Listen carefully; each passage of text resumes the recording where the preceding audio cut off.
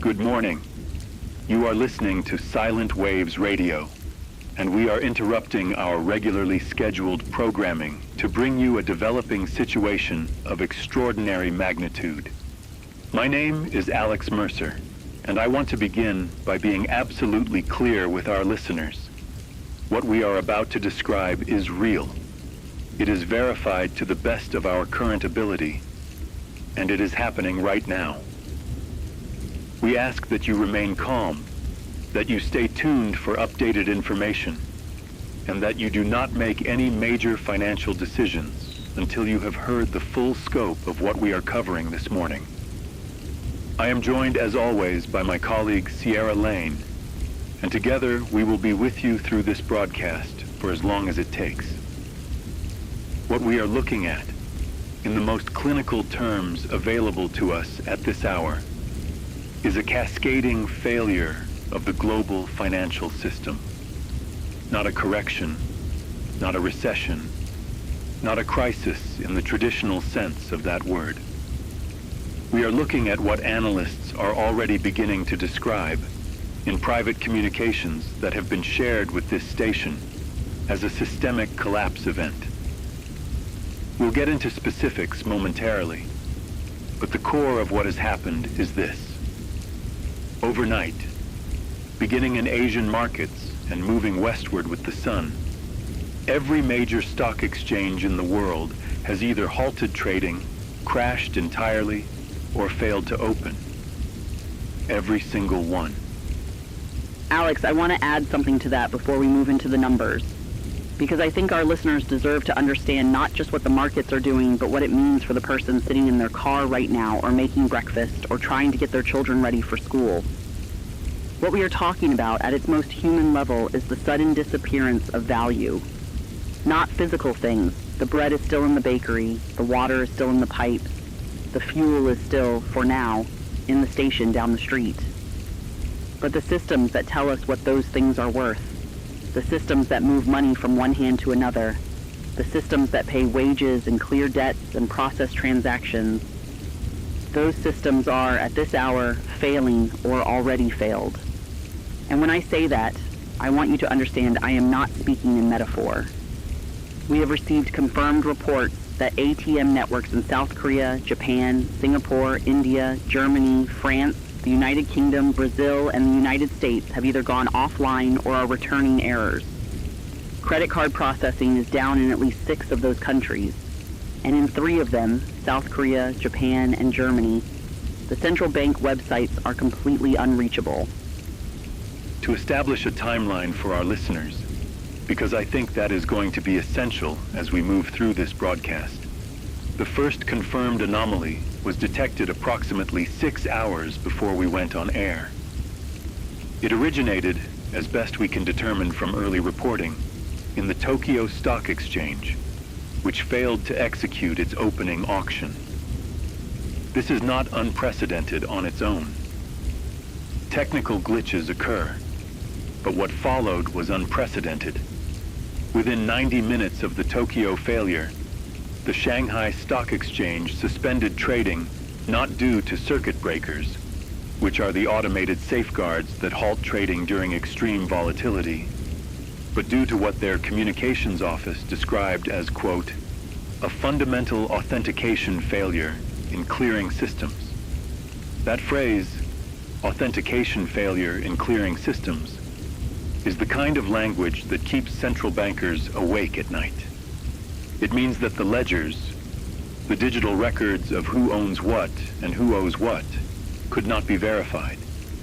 And without verification, transactions cannot occur.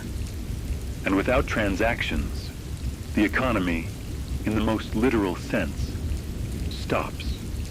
We've already begun receiving messages from listeners, and I want to read a few of these because I think they paint a picture that the technical language sometimes obscures. This one comes from a listener in Seoul, South Korea. I'm not using names for privacy reasons, but I'm reading this verbatim. I went to 3 different banks this morning, all closed. The signs say system maintenance, but the security guards are telling people to go home and not to come back today. My employer uses direct deposit. I have $40 in my wallet. I have 2 children. That message came in about 40 minutes ago. This next one is from Mumbai, India. My brother works at the Reserve Bank of India. He called me an hour ago and told me to buy food and water. He said the words nobody is saying on television yet. He said this is not temporary. And one more, this one from Frankfurt, Germany. I am a retired banker. I worked in interbank settlement for 31 years. I am listening to your broadcast because I trust you to say what others won't. What is happening this morning is not a hack. It is not a technical failure in the ordinary sense. The settlement system, the plumbing of global finance, it's gone. Not broken. Gone. I don't know how to explain it further than that. That last message is something we need to sit with, because it aligns with what we are hearing from sources within the financial regulatory community. We have a contact, and I will not identify this person except to say they work at a senior level within an international monetary oversight body, who told us, off the record, but with permission to characterize their remarks, that what they are seeing is not attributable to any single point of failure. They use the phrase correlated collapse, meaning that multiple systems, which were designed to be independent of one another, are failing simultaneously and apparently for related reasons. The working theory among the people currently in emergency sessions, including sessions that we understand are occurring right now at the Bank for International Settlements in Basel, Switzerland, at the Federal Reserve in Washington, D.C., and at the European Central Bank in Frankfurt, is that a flaw, or a collection of flaws, in the foundational software layer that underlies global clearing and settlement was somehow triggered simultaneously across multiple platforms. How that happened, whether by accident, by coordinated action, by some cascading technical interaction, is not yet known. I want to bring in something that I think is going to become increasingly important as this broadcast continues, and that is the question of what happens to ordinary people when money stops working. Not stops being available, stops working. Because those are different things, and I want our listeners to understand the distinction. When money becomes unavailable, as it does during a bank run or a freeze, people panic, but they adapt. They barter, they help each other. They rely on community. History shows us this. The Great Depression, Argentina in 2001, Zimbabwe, Venezuela. People survive those things painfully, slowly, but they survive them. What we are potentially looking at here is different, because money is not just a store of value. It is a coordination mechanism. It is how a hospital in Lagos knows to order insulin from a factory in Germany. It is how a cargo ship in Rotterdam knows whether it is profitable to sail to Singapore. It is how a farmer in Iowa knows whether to plant soybeans or corn. When that coordination mechanism breaks down globally and simultaneously, the consequences are not merely financial. They are logistical. They are agricultural. They are medical. We are now getting our first confirmed reports of physical disruption beyond the financial sector. And I want to walk through these carefully, because accuracy matters enormously right now. In Tokyo, the Nikkei exchange has not simply halted. The building itself has reportedly been placed under police cordon after what authorities described as a, quote, security situation inside. Japanese public broadcaster NHK is reporting that there were altercations between traders and security personnel on the exchange floor, though they are not providing details about injuries. In Shanghai, we are hearing from multiple sources, including Reuters, that the People's Bank of China has convened an emergency session of its Monetary Policy Committee, and that senior officials are unreachable by their customary contacts. The Chinese government has not issued a public statement as of this moment, which is itself significant. In a situation of this magnitude, silence from Beijing is not neutral. In South Korea, the government of President, we are not identifying the sitting president by name in this broadcast, has declared a financial emergency, which is a legal mechanism that gives the central bank extraordinary powers to suspend transactions and protect reserves. That declaration was made approximately 2 hours ago and has been confirmed by the South Korean Ministry of Economy and Finance. Something is happening in the streets that I want to make sure we describe, because this broadcast exists in part to document what people are experiencing, not just what institutions are doing. We have correspondents, or rather we have people who have been in contact with correspondents because phone lines and internet connectivity are already degraded in some areas. From London, we are hearing that queues have formed outside every major branch of Barclays, HSBC, NatWest, and Lloyd's in the city center. The queues are calm for now, reportedly. People are standing in the cold. It is a cold morning in London, and waiting. Police are present, but not in numbers that suggest anyone is expecting violence. There's a particular detail from our contact in London that stays with me. She said that people in the queue are sharing newspapers, just passing them back and forth, reading the same headlines, and talking quietly to each other. She said it reminded her of photographs she had seen from wartime Britain, that sense of collective stillness before the reality of something lands. We are now approximately 90 minutes into our emergency coverage, and I want to update our listeners on the scope of what we are tracking. The following stock exchanges have either halted trading, failed to open, or ceased operations entirely. Tokyo, Shanghai, Hong Kong, Singapore, Mumbai, Karachi, Dubai, Moscow, where the MOEX was already under significant stress from existing sanctions. Frankfurt, Paris, London, Johannesburg, Sao Paulo, Toronto. And as of 12 minutes ago, the New York Stock Exchange has suspended all trading activity indefinitely. That is not a circuit breaker. The NYSE has not suspended trading indefinitely since September 11th, 2001. And even then, it resumed within a week. The statement from NYSE Group reads, and I am quoting directly, NYSE Group has made the decision to suspend all trading activity on all of its platforms pending a review of systemic clearing integrity. We are in active coordination with the Securities and Exchange Commission, the Federal Reserve, and international regulatory counterparts. Further information will be provided as it becomes available. That statement was issued 22 minutes ago and has not been updated since. I think we need to pause on what just happened because the closure of the New York Stock Exchange is going to mean something very specific and very immediate for millions of people in ways that may not be immediately obvious. When markets close, retirement accounts freeze, pension funds freeze. The automated systems that manage the investments of hundreds of millions of ordinary people, their 401k plans, their IRAs, their workplace pension schemes, go into a kind of suspended animation. You cannot see your balance. You cannot make withdrawals.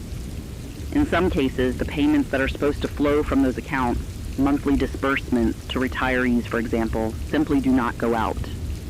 We are already receiving messages from listeners who are retirees, people who depend on those disbursements, who are telling us that their scheduled payments, which were due this morning, have not arrived. One woman, who says she is 73 years old and lives alone in Phoenix, Arizona, wrote to us, "My Social Security came through, but my pension did not. I have $18 in cash. I have medications I need to pick up tomorrow. What do I do?" I don't have an answer for her right now. I wish I did. But I want her to know. And I want every person like her to know that we are here and we are not going anywhere. We are receiving word, and this is breaking as I speak, that the Federal Reserve has issued an emergency statement. I am reading this live as it comes to us. The Federal Reserve is aware of the extraordinary disruptions to financial market infrastructure occurring across global markets. We are in close coordination with Treasury, the FDIC, and our international counterparts, including the European Central Bank, the Bank of England, the Bank of Japan, and the People's Bank of China. We want to assure the American public that federally insured deposits remain protected. The FDIC insurance guarantee of $250,000 per depositor per institution remains in effect. We are working to restore clearing functionality as rapidly as possible. In the interim, we are authorizing emergency liquidity measures and urge the public to remain calm. That statement, and I will note this carefully, does not say the system will be restored. It says they are working to restore it. It also noticeably does not give a timeline. In crisis communications, the absence of a timeline is almost always meaningful. We have a caller who has gotten through to us, which is remarkable given that our phone lines have been overwhelmed. And I want to take this call because I think it's important. The caller is a doctor. She says she is an emergency medicine physician at a hospital in Chicago. I'm going to characterize what she told us because I'm not going to put a private individual on air during a crisis without preparation, but she gave us permission to share her information. She told us that as of this morning, her hospital's automated billing and insurance verification systems are down, which means that technically, under their administrative protocols, they cannot process admissions in the normal way. She said, and this is the part I want our listeners to hear, she said that the administrative staff were told to, quote, hold non-emergency admissions until systems are restored. She said the doctors and nurses on the floor have collectively decided to ignore that directive entirely. She said we are seeing patients. We will always see patients. But I'm telling you this because people need to know that if they go to a hospital today and someone tries to turn them away for financial reasons, they need to push back because the law still protects them and their doctors still want to help them. I think that message needed to be said, and I'm grateful she got through to us. 2 hours into our coverage now. I want to give our listeners a picture of what is happening in terms of governmental response globally, because the picture is as varied as it is revealing. The United States government has moved to activate what officials are calling an economic emergency framework, a set of executive authorities that allow for, among other things, the suspension of certain contractual obligations, the authorization of emergency scrip or alternative currency mechanisms, and the mobilization of National Guard units to protect critical financial infrastructure, such as bank branches and Federal Reserve facilities. The United Kingdom has recalled Parliament for an emergency session. The British Prime Minister is expected to address the nation within the hour, according to the BBC World Service, which is one of the few international outlets still broadcasting continuously. The European Union has convened an emergency meeting of the Economic and Financial Affairs Council, the ECOFIN, which is the body of European finance ministers. That meeting has been going on for approximately 3 hours and has produced no public statement yet. Germany and France have reportedly disagreed on the response mechanism, which is not unusual in a European crisis. But the silence from Brussels is becoming more pronounced with every passing minute. I want to turn our attention to something that I think is underreported in these early hours, and that is what is happening to supply chains. Because I want our listeners to understand, and this is not meant to cause alarm, but to cause preparedness, which is different, that the global economy runs on credit in a very immediate physical sense. A cargo ship carrying pharmaceuticals from India to the United Kingdom does not simply sail because someone decided to sail it. It sails because a chain of credit instruments, letters of credit, cargo insurance, fuel credit lines, are in place to finance the voyage. When those credit instruments cannot be verified because the clearing systems are down, shipping companies face an immediate legal and financial paralysis. We are already hearing from port authorities in Rotterdam, which is the busiest port in Europe, that several vessels have anchored offshore and are refusing to dock until their cargo insurance can be confirmed. We are hearing similar reports from the Port of Singapore, which is one of the world's largest transit hubs. And from the Port of Los Angeles, we have an unconfirmed report. I want to stress unconfirmed. that Longshoremen's union leadership has called an emergency meeting because their members are uncertain whether their wages can be processed. If dock workers stop working, containers stop moving. If containers stop moving, shelves stop filling. That is the chain we are watching with deep concern. I want to be precise about something that I think is getting lost in early media coverage, to the extent that other media is covering this with the seriousness it deserves. This is not a story about wealthy people losing money in the stock market. I want to be absolutely clear about that. The people who will suffer first and suffer most from a collapse of financial infrastructure are not the wealthy. The wealthy have tangible assets, property, physical commodities, social networks that insulate them, at least temporarily. The people who will suffer first are the people who live paycheck to paycheck, the people who depend on wire transfers to feed their families across borders, the people whose businesses operate on 30-day credit cycles and who have payroll due at the end of this week. We are receiving messages from small business owners across the United States, the United Kingdom, Australia, and Canada, who are telling us that they cannot process payroll because their business banking portals are down. One man who runs a landscaping company in Melbourne, Australia, wrote to us, "I have 14 employees. Payroll runs Friday. It's Thursday here. I cannot reach my bank. I cannot reach my accountant. I have never been so frightened in my professional life. And I have worked through fires and droughts and COVID. This feels different. This feels like the ground is gone." The ground is gone. I keep thinking about that phrase, because there's a specific kind of fear that comes not from a visible threat, but from the removal of something you assumed was always there. The economy, the financial system, most people don't think about it. It's like the floor under your feet. You don't think about the floor, you just walk. And then one morning you wake up and there's no floor, and you're not falling yet. Everything looks the same, the furniture is where it was, the light is the same, but there's no floor, and you don't know when you're going to start falling. That's what I'm hearing in these messages. Not hysteria, not demands for someone to fix it, just this quiet, dawning terror at the absence of something that was never supposed to be absent. We are also beginning to hear reports of what I can only describe as extraordinary community responses. In Lagos, Nigeria, where the banking system has been under stress for years, and where informal financial networks have long operated as alternatives to formal banking, rotating savings groups, community lending circles, mobile money platforms. There are reports that those informal systems are experiencing a massive surge in usage. People are not waiting for the banks. They are calling each other. They are extending trust in the oldest way, personally, individually, one human to another.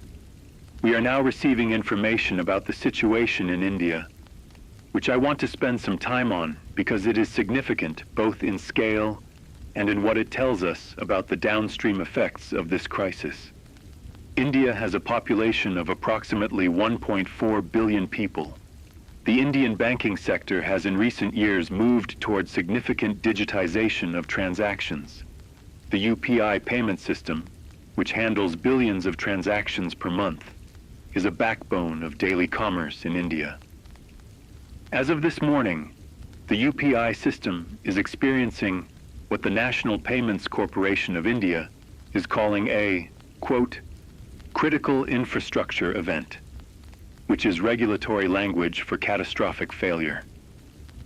What this means practically is that millions of small vendors, street food sellers, auto rickshaw drivers, vegetable merchants, who had converted entirely to digital payments and who may carry little or no physical cash, are unable to conduct business. The Reserve Bank of India has issued a statement urging citizens to use cash wherever possible. But the paradox is that ATM networks are also failing, and the country simply does not have sufficient physical cash in circulation to substitute for digital transactions at scale. The Indian government has deployed the military to protect Reserve Bank currency storage facilities and to assist with emergency cash distribution. We have unconfirmed reports of crowds forming outside several currency storage facilities in Mumbai, Delhi, Bangalore, and Chennai. I want to read another listener message, this one from a woman in Delhi, India, and I am translating from Hindi with the help of a colleague. I am a nurse. I have not been paid in 2 weeks because the hospital's payment system had problems even before today. I was surviving on what my husband made driving passengers. Today he could not collect fares because no one could pay digitally, and he had no change for cash. We have 3 children. I have rice and lentils for 4 or 5 days. I am not asking for anything. I just want someone to know we exist. I just want someone to know that we are here. I need to take a moment. I'm sorry. I need to take a moment. Because that message represents hundreds of millions of people. And I think in all the language of systems and clearing mechanisms and liquidity measures, it is easy to forget that every data point is a life. Every percentage point of GDP decline is a meal not eaten. Every clearing failure is someone who cannot pay their rent. We will continue this broadcast, but I need us to hold that. Sierra, take whatever time you need. And our listeners should know that what Sierra is expressing is not weakness. It is the appropriate human response to what we are covering. We will not perform clinical detachment in the face of suffering. We will be accurate. We will be calm. But we will not be inhuman. I want to move to what is happening in financial systems in Latin America, because the picture there is particularly complex. Brazil, which has the largest economy in Latin America, has seen the real, its currency, effectively become unexchangeable on international markets because there is no functioning foreign exchange clearing mechanism operating at this hour. The Brazilian government has declared a state of economic emergency and has authorized the central bank to suspend exchange rate obligations temporarily. Argentine markets had already been closed due to a pre-existing debt restructuring negotiation. So ironically, Argentina is among the countries least immediately affected by the clearing system failure. Though economists are noting grimly that this is not a positive development for Argentina, so much as an illustration of how low expectations had already fallen. In Colombia, Venezuela, Peru, and Chile, central banks have all made statements within the last 90 minutes. Chile's statement was perhaps the most stark. The Chilean central bank said, directly and without softening, that it could not guarantee continuity of the payment system beyond 48 hours and urged citizens to prepare accordingly. Prepare accordingly. Those 2 words. Chile is telling its citizens to prepare for the possibility that money stops working in 48 hours. And Chile is not a poorly governed nation. Chile has been held up for decades as a model of sound economic management in the developing world. If Chile is saying prepare accordingly, that tells us something. And I think we owe our listeners a direct conversation about what preparing accordingly actually looks like, because I don't want to be the broadcast that causes panic, but I also don't want to be the broadcast that tells people everything is fine when it is not. So here's what we know. Physical cash will remain useful for some period of time, likely days to weeks, even if electronic systems fail, because cash does not require a functioning banking system to work.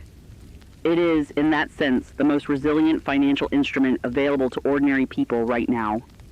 Food, water, medications, things with inherent physical use value, are worth more than anything whose value is denominated purely in financial terms.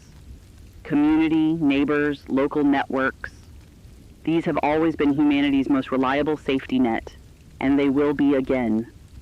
And information, accurate, calm, verified information, is one of the most valuable things you can have right now, which is why we are here and why we are staying here. We are approaching 2.5 hours into our coverage, and I want to give our listeners an updated picture of the situation as we currently understand it, because the information is evolving rapidly.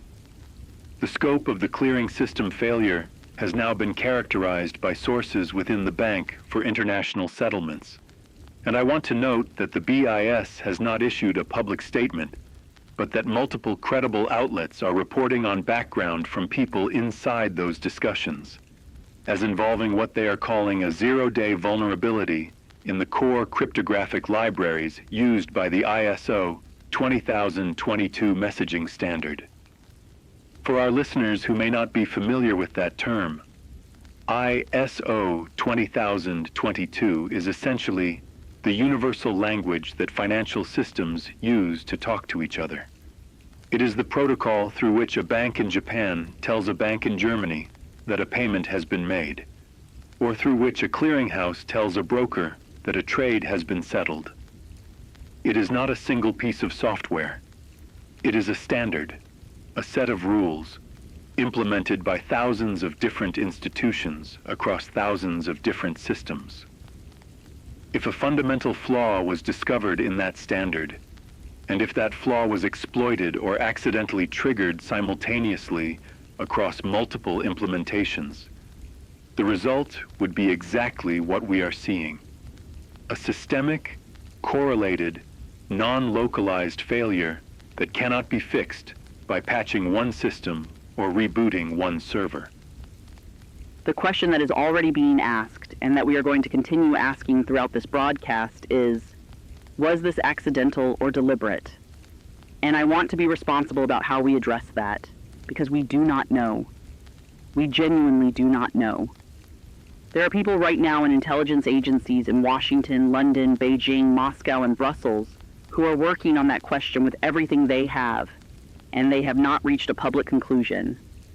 What I will say is this: the scale, the simultaneity, and the specificity of this failure make pure accident a more difficult hypothesis to sustain the longer this goes on.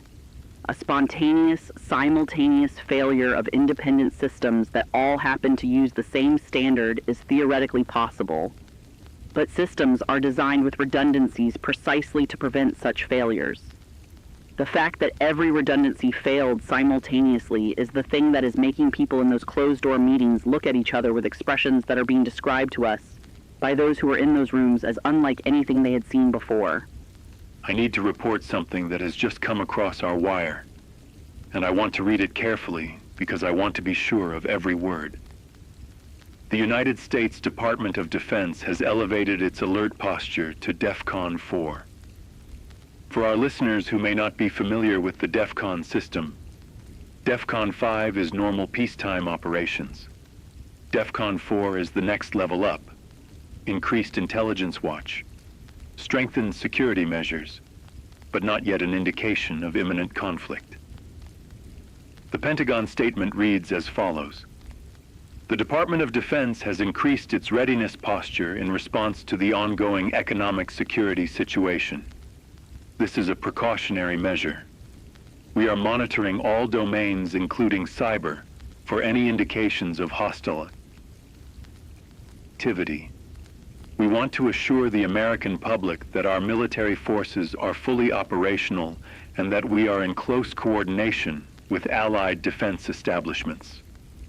The fact that the Pentagon has elevated to DEFCON 4 tells us several things. It tells us that the U.S. government does not believe this is purely accidental. It tells us that they are considering the possibility of a hostile actor. And it tells us that they are preparing for the possibility that this economic disruption could lead to geopolitical instability. Military readiness and economic collapse in the same sentence. I want to acknowledge how frightening that conjunction is for our listeners, and I want to sit with it rather than rush past it. Because when economies fail, history teaches us that the situations which follow are often shaped by who responds with force and who responds with solidarity. And those choices are made not just by governments and generals, but by ordinary people, by neighbors who decide whether to share or to hoard, by local leaders who decide whether to maintain order through community trust or through intimidation, by healthcare workers who decide whether to show up or to stay home. The decisions made in the next 24 to 72 hours by millions of ordinary people will shape what this world looks like on the other side of this crisis. And I believe I have to believe, because I have spent years covering disasters and I have seen it again and again, that most people, when tested, choose solidarity. That's not naive optimism. That's an observation about human beings under pressure. 3 hours into our coverage, I want to give a comprehensive situational update. In Asia, Japan has declared a national economic emergency. The Nikkei remains halted. Japanese government bond markets have stopped functioning. The Bank of Japan has authorized unlimited liquidity provision, but cannot implement it because the payment systems through which it would deliver that liquidity are not functioning. There are reports of significant social disruption in Tokyo's financial district, and reports of long lines at convenience stores, which in Japan often serve as banking outlets across the country. South Korea remains under financial emergency declaration. In China, the government has released a single statement acknowledging unusual conditions in international financial markets and promising stability. But this statement is widely regarded as inadequate to the situation. Hong Kong, which occupies a unique position as a financial bridge between China and the West, has seen its financial infrastructure fail almost completely. In Southeast Asia, Singapore's central bank, one of the most respected financial regulatory bodies in the world, has issued a statement describing the situation as, quote, a once-in-civilization event that will require once-in-civilization responses. Singapore has begun rationing access to its physical gold reserves. Singapore rationing its gold. That sentence contains more information about the severity of this moment than anything I have said in the last 3 hours, because Singapore does not use language like that. Singapore is the city-state that built its reputation on financial prudence, on reserve management, on exactly the kind of institutional discipline that is now being tested to its core. When Singapore talks about its gold reserves, it is preparing for a world in which the fiat currency system, the system of paper money backed by government promises, may not recover in any near-term sense. And I want to tell our listeners what that means, because I think it deserves to be said plainly. If the fiat currency system cannot be restored, if the clearing infrastructure cannot be repaired or replaced in a matter of days or weeks, then governments will begin exploring alternatives. Physical commodity backing for currencies, regional trade agreements denominated in goods rather than money, bilateral exchange systems, barter ultimately at a national scale. These are not science fiction. These are mechanisms that human societies have used before and would use again. They are painful, they are slow, they result in significant suffering, but they are survivable. We are now receiving information from Africa that I want to bring to our listeners' attention, because I believe this continent is going to be central to how this story unfolds over the coming weeks and months. And it is not receiving the attention it deserves in what limited global coverage exists right now. Sub-Saharan Africa is enormously diverse, and its countries' relationships to the global financial system vary dramatically. Countries like Nigeria, Kenya, and South Africa, which have deep integrations with global financial markets, are experiencing acute pain right now. Nigeria's naira was already under pressure, and the removal of international clearing has left Nigerian businesses, particularly oil exporters, unable to process dollar-denominated transactions.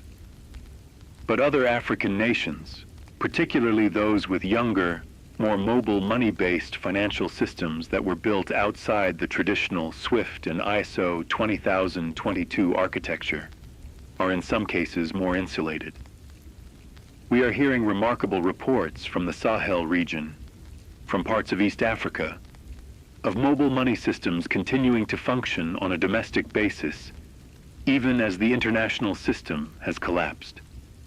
The M-Pesa platform in Kenya, for example, which operates on a domestic infrastructure, is still processing transactions within Kenya. It cannot connect to international systems, but within its borders it is working. Kenya's mobile money system is working, and Frankfurt's central bank website is down. I want to sit with that irony for a moment because it tells us something important about resilience and about who built their systems for what purposes. The international financial architecture was built for efficiency, for scale, for the minimization of friction, and it became so efficient, so frictionless, so interconnected that it lost redundancy. It lost the ability to function in parts when the whole was broken.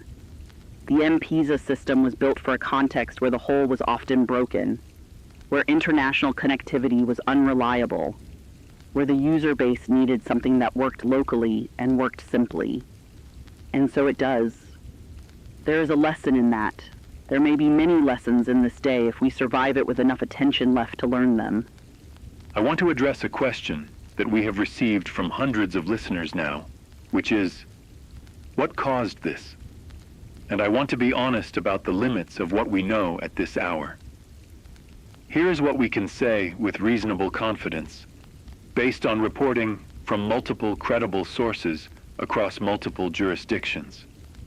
In the weeks and months prior to today, there is evidence emerging now in hindsight that sophisticated actors were conducting reconnaissance on financial messaging infrastructure. Cybersecurity firms have retrospectively flagged unusual activity in the networks of several major clearinghouses and settlement systems going back at least 4 months. This activity was flagged, reported to regulatory bodies, and investigated. The investigations concluded, wrongly, as events have demonstrated, that the activity was either espionage-focused rather than attack-focused, or that the vulnerabilities identified did not represent existential risks to the systems in question.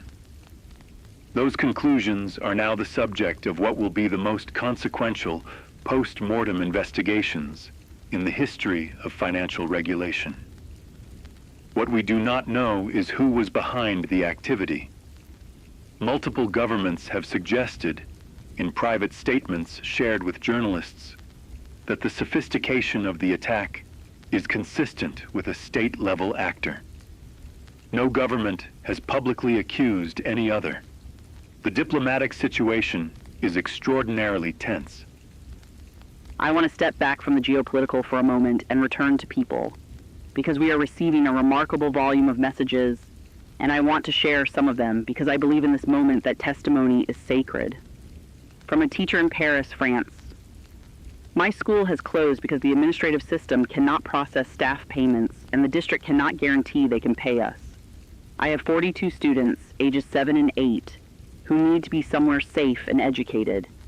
I am going to open my classroom tomorrow morning with or without authorization. Some of my colleagues will join me. We will not be paid. We will come anyway. From a pharmacist in Toronto, Canada. I am continuing to dispense medications to patients who cannot pay right now. I am keeping records. I believe this will be resolved, and I believe in the fundamental dignity of providing health care, regardless of the current state of the banking system. I have medications for roughly 3 weeks. I am asking pharmaceutical suppliers to do the same. From a fisherman in the Philippines, I do not understand banking systems. I'm going to fish today and tomorrow and after that as I always have. My family will eat. If my neighbors cannot pay me, I will share the fish. We have always shared. 3 hours and 15 minutes into our coverage. We are now receiving confirmed reports of significant civil unrest in several major cities. And I want to report on this carefully because I do not want to amplify panic, but I also want to be accurate. In Buenos Aires, Argentina, where economic crises are unfortunately not unfamiliar territory, there are protests outside the central bank and the presidential palace. These protests are, according to reporters on the ground, peaceful as of this moment, though Argentine police are present in significant numbers. In Athens, Greece, which has its own institutional memory of financial crisis, there are reports of store closures and groups of people moving through the streets. In London, the queue phenomenon that we reported earlier has expanded, and in some locations there have been confrontations between people and security personnel at banks, though there are no reports of serious injuries. In the United States, the most significant disruptions we are aware of are in New York City, where a crowd has gathered outside the Federal Reserve Bank of New York on Liberty Street, and in Los Angeles, where there are reports of runs on grocery stores and some shelving disruption. The Los Angeles Police Department has asked for calm and is emphasizing that supply chains remain, as of this hour, functioning. As of this hour. That phrase is doing a lot of work right now in a lot of official statements. I want to talk about hospitals for a moment because I have been in contact with several healthcare workers through our message system, and the picture they are painting is one I think our listeners need to hear. The issue with hospitals is not primarily one of personnel. Doctors and nurses are, by and large, showing up. The issue is one of supply chains and payment systems. Modern hospitals operate on incredibly tight supply chains. Critical medications, blood products, surgical supplies, these are delivered on schedules measured in hours or days, not weeks or months.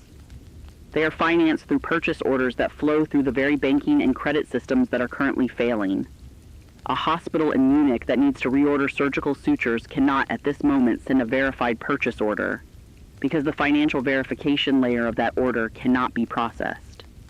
Most hospitals maintain perhaps a week to several weeks of critical supplies depending on the item. For some items, certain blood factors, certain chemotherapy agents, the buffer may be much shorter than that. This is not an immediate crisis. This morning, but it becomes one in days if the systems are not restored. We have just received the first official government statement from the Chinese government, and it is significant. I'm going to read it in full because every word matters.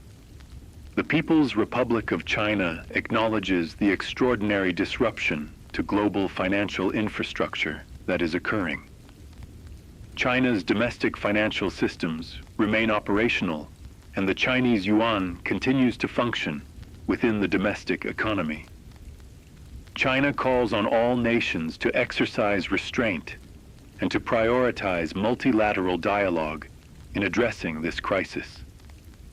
China categorically denies any role in the disruption of international financial systems and condemns any attempt to assign responsibility before a thorough and impartial investigation has been conducted. China stands ready to cooperate with international institutions in stabilizing global financial conditions, including through bilateral currency swap arrangements and the expansion of the yuan-denominated trade settlement system. That statement is doing several things simultaneously. It is asserting China's domestic stability, which may or may not be fully accurate. It is preemptively denying responsibility. It is offering to help on terms that would expand Chinese financial influence significantly. And it is calling for investigation, which could be either a genuine call for transparency or a delay tactic. I leave the interpretation to our listeners. While we absorb the Chinese statement, I want to share something that just came to us. A message from a listener who says she is a midwife working in a rural community in the Philippines. She says, "I have delivered babies in storms, in floods, in the middle of the night with no electricity. I will deliver babies today. Whatever is happening in the banks of the world, babies are still coming and I will be here." And then there's this one, from a man in rural Montana who says he's a rancher. "My family has been on this land for 4 generations. We have a root cellar, we raise our own beef, we have a well, we will be fine. But my neighbor is 80 years old and alone. I just drove over and asked her to come stay with us until this sorts itself out. She brought her dog. That's what you do." I need these messages. I think we all do. Because the story of human civilization is not only told in the failure of financial systems, it is told in midwives in the Philippines and ranchers in Montana. And those stories are happening right now, simultaneously with everything else. We are now entering our 4th hour of coverage, and the picture has begun to shift in ways that I want to characterize carefully. In the first 2 hours, the predominant mood was uncertainty. Systems were failing, but the extent was unclear, and there was a plausible, if slender, hope that this was a fixable technical problem that would be resolved in hours. In the third hour, the language from governments and central banks began to shift, from language of restoration to language of management. That is a significant linguistic change. Restoration implies you believe you can return to what was. Management implies you are beginning to accept that you cannot, and that the task is instead to minimize harm and maintain order within a new, degraded reality. We are now hearing, from multiple sources across multiple countries, language that suggests we are moving into a fourth phase of crisis response, which I would characterize as acknowledgement.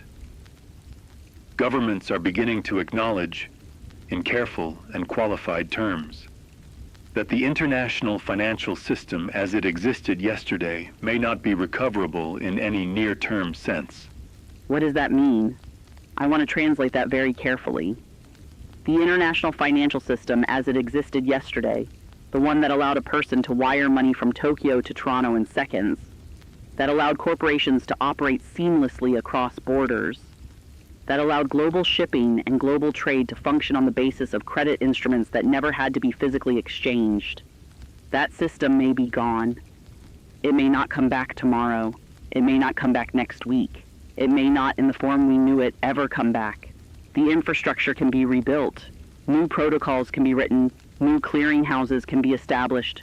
But that takes months or years.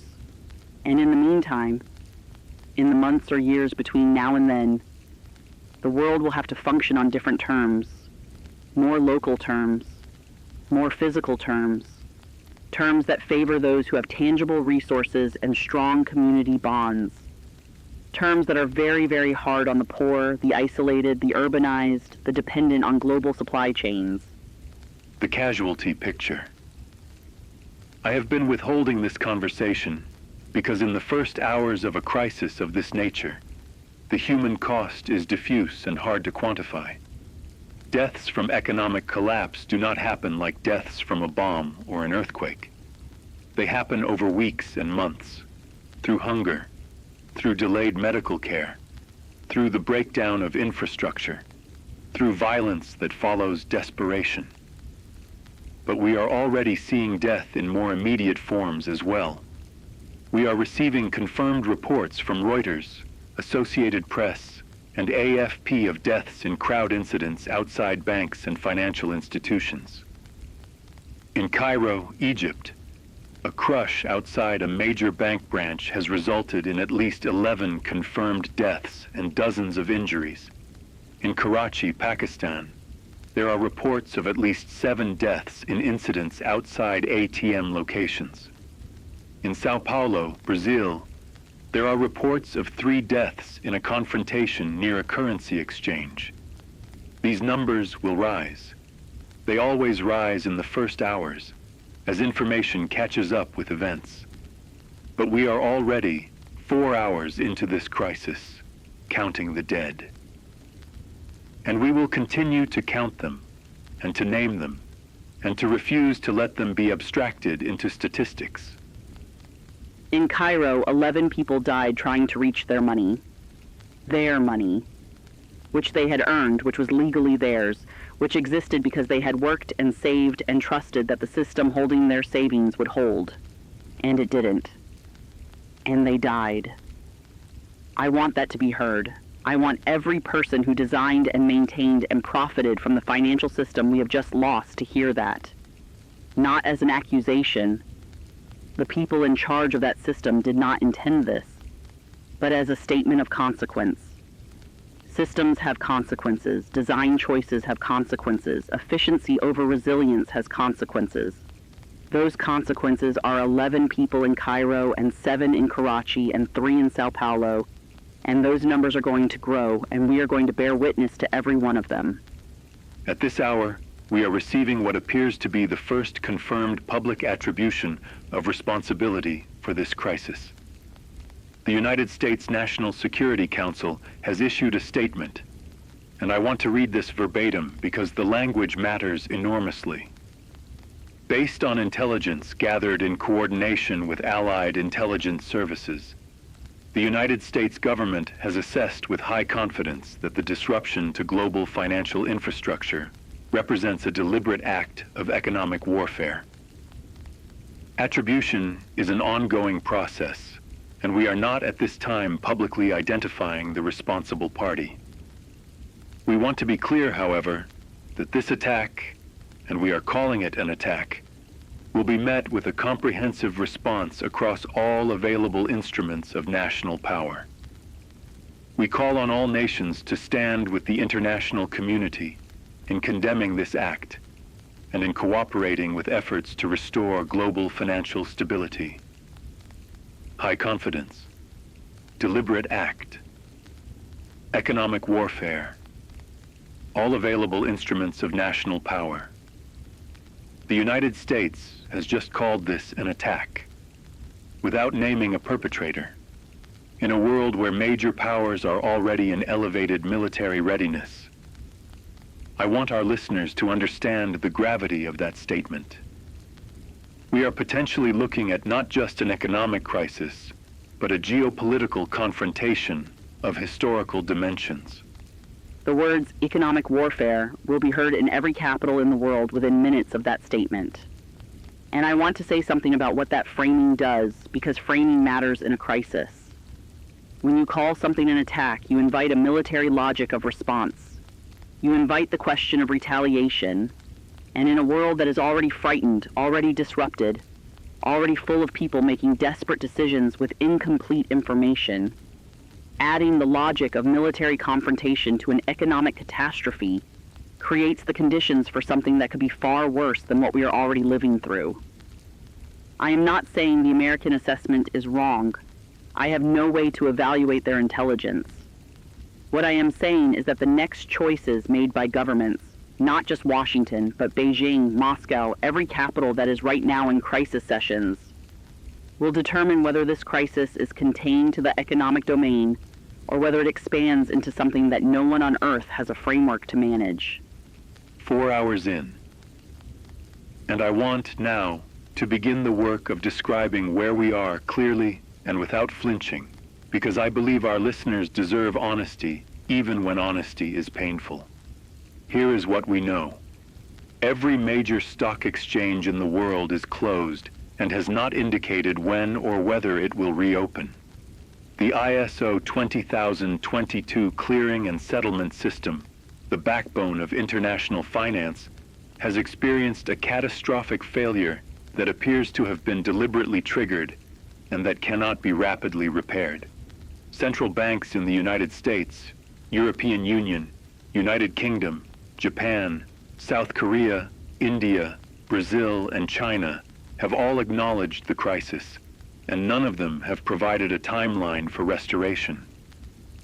The human cost is already beginning to accumulate.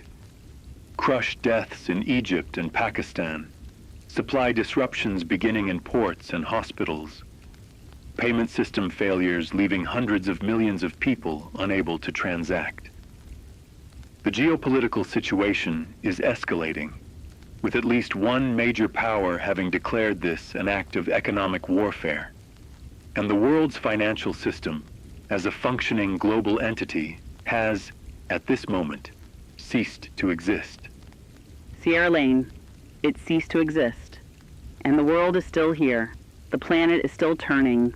The sun rose this morning over Tokyo, and it set over Los Angeles, and it will rise again tomorrow. People are still feeding their children and caring for their neighbors and showing up for their patients and fishing in the sea. The question that history will ask about this day is not whether humanity survived. We will survive.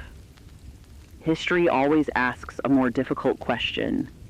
What did we choose in the moment when the systems failed about who we were? Did we choose the logic of hoarding or the logic of sharing? Did we choose the logic of blame or the logic of solidarity? Did we choose the logic of violence or the logic of patience? Every person listening to this broadcast right now is in the middle of making those choices, whether they know it or not.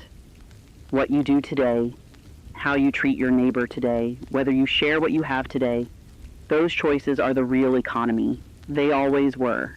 The International Monetary Fund, which has been largely silent until this hour, has released a statement that I believe will be looked back on as historically significant. I will read it in full.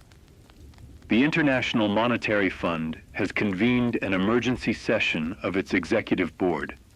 We have concluded that the global financial system has experienced an unprecedented systemic failure from which recovery through conventional means is not possible in the near term.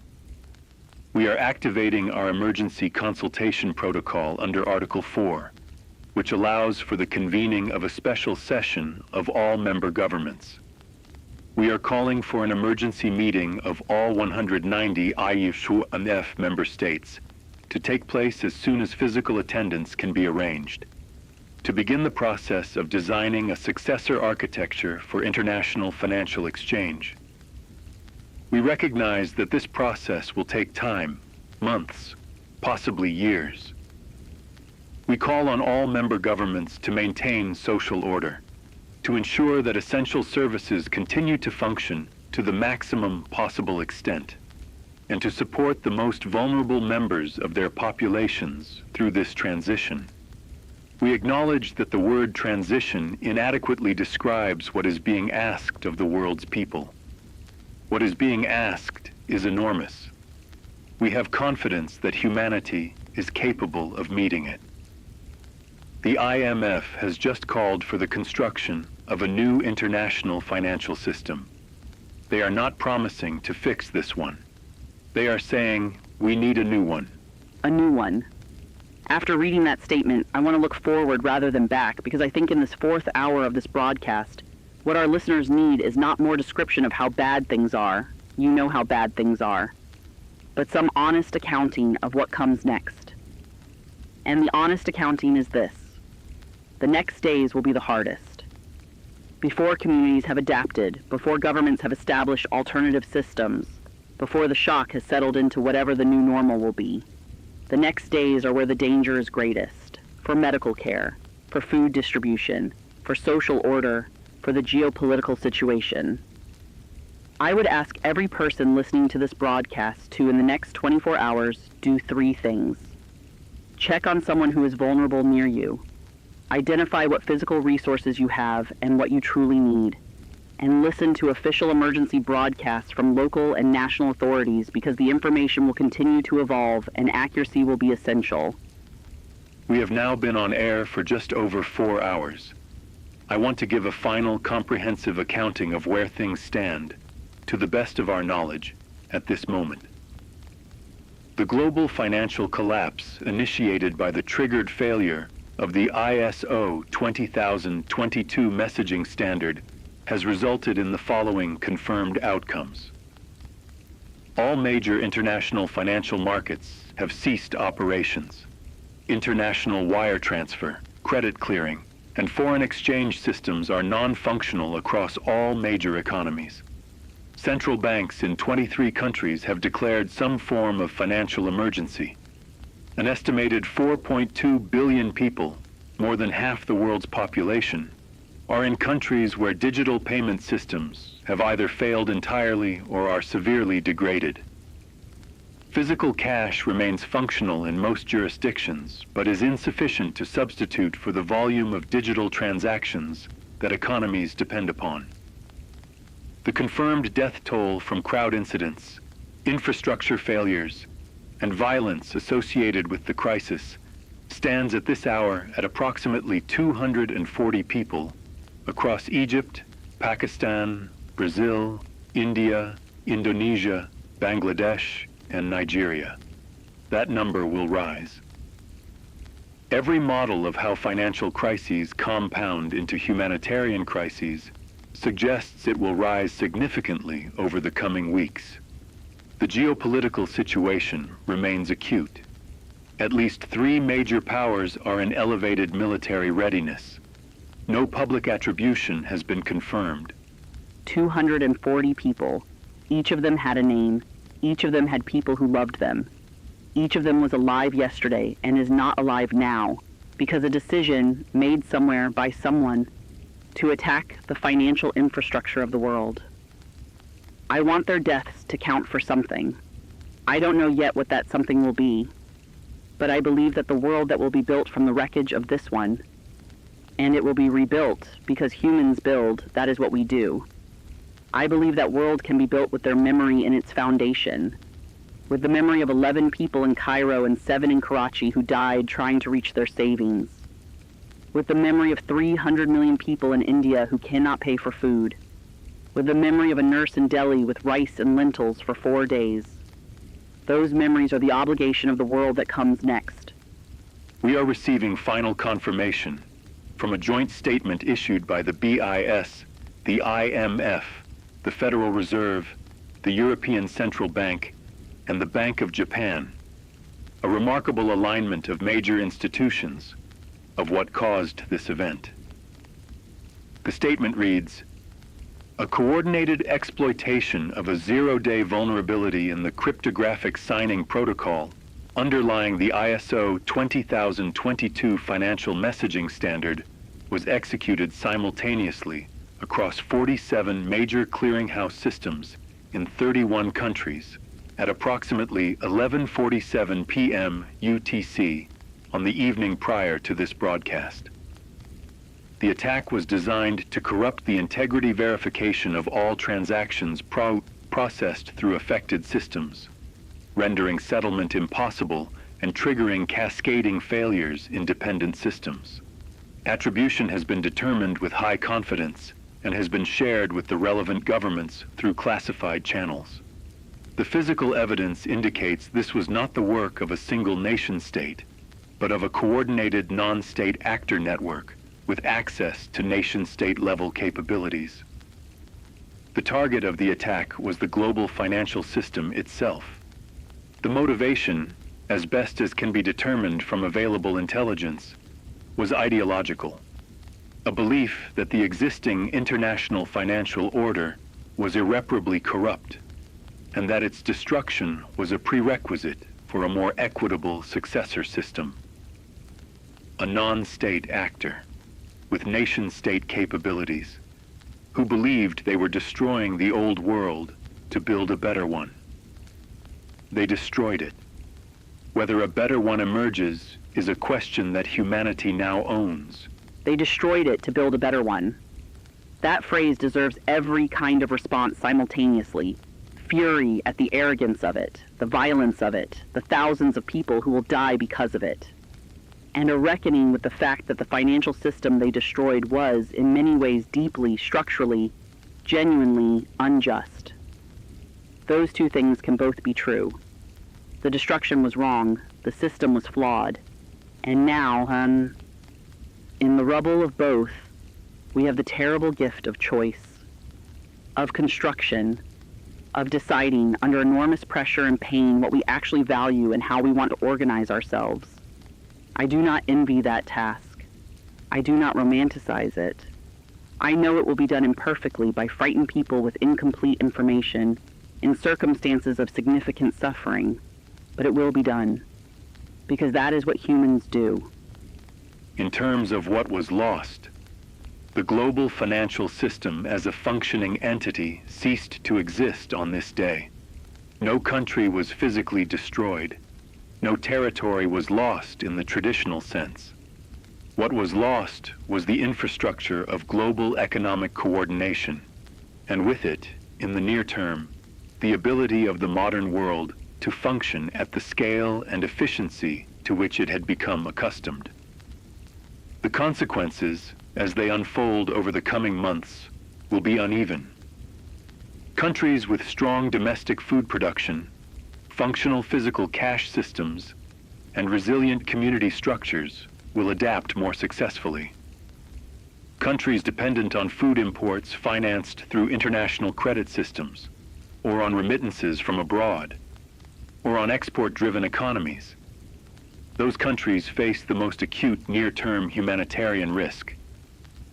The estimates, already being modeled by international organizations, suggest that in the absence of a rapid partial restoration of key payment corridors, the global death toll attributable to this event, from hunger, from disrupted medical supply chains, from violence, from the collapse of essential services, could reach into the hundreds of thousands within the first year.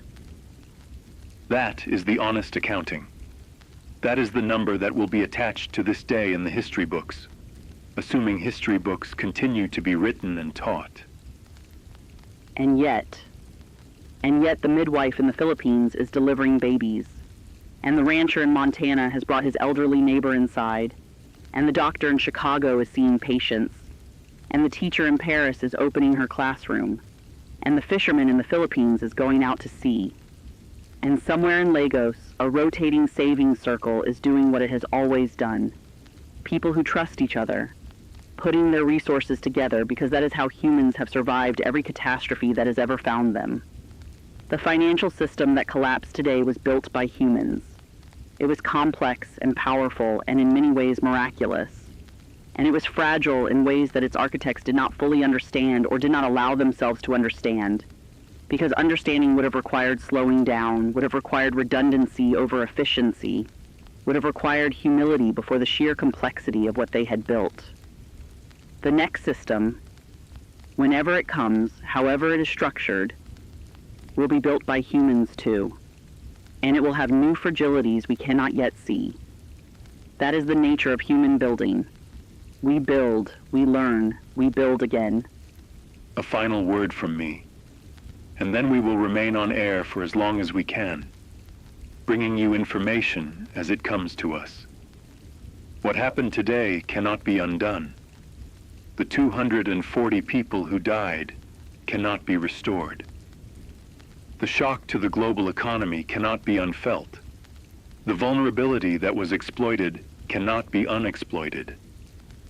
What remains, and I say this not as consolation, but as fact, is the full inheritance of human civilization. Our knowledge, our relationships, our institutions, our capacity for adaptation and invention and solidarity. Those things were not destroyed today. They were tested.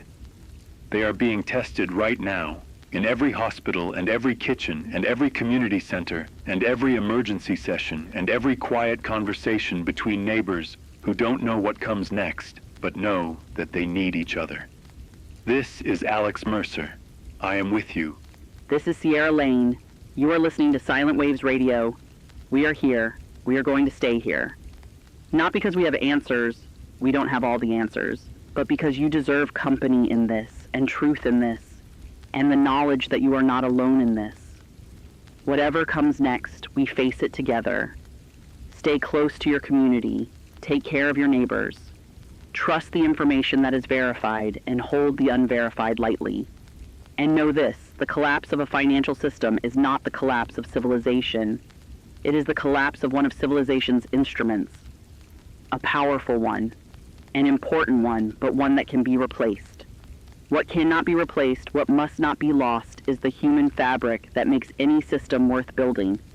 That fabric is in your hands, in everyone's hands. The question this day is asking all of us is whether we are worthy of the task. I believe we are. I have to believe we are. I will keep believing it, and I will be here reporting what I find for as long as it takes. You are listening to Silent Waves Radio. Emergency coverage continues.